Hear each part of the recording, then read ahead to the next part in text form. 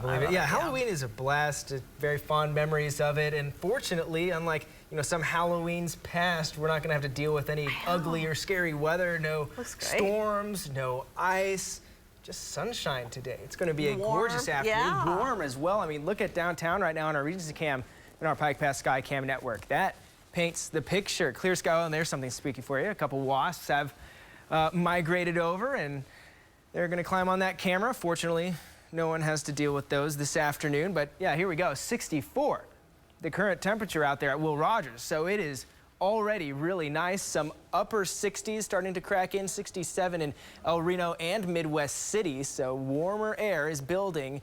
71 out there in the Panhandle, and some 70s starting to pop in eastern Oklahoma as well, almost 70 for some locations down in southwest Oklahoma. So we are steadily warming. It's all that south wind shift.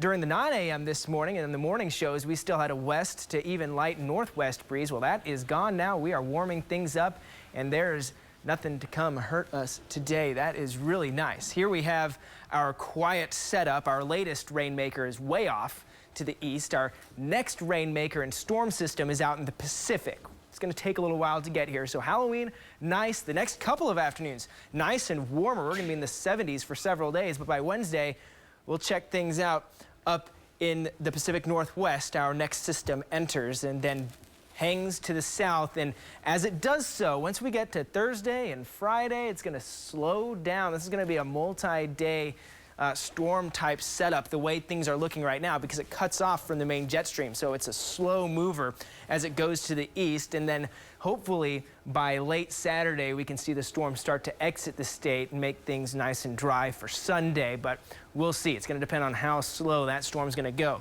Then we'll see the fall air hang around, and much colder air is going to start building to the north as we head through and into the second week of November. Hard to believe November begins tomorrow. So set up for this weekend, the jet stream winds are going to be ripping along the southern plains. So Thursday, mainly a western Oklahoma to western Kansas storm set up all week long with a south wind. We're going to get that Gulf moisture continuing to fuel in, and that jet is going to dig south and farther into central Oklahoma. The storm chances go for the Friday portion of this setup, and by Saturday it's more of a central and eastern Oklahoma as far as our state is concerned. Storm setup with this. A lot of instability returning with that moisture as we go over the next few days and stay on the warm side. Now on the bright side, yeah, we do have the severe risk that we're watching. We're also going to get rain out of this. That's the important thing. 1 to 3 inches possible for a large swath of Oklahoma. So that's going to be some very helpful rain. 72 this afternoon, Oklahoma City. Some low to mid 70s from the west to the northwest. Very nice. And this evening, staying pretty nice as well. 6 o'clock, still in the upper 60s, so not too cool then.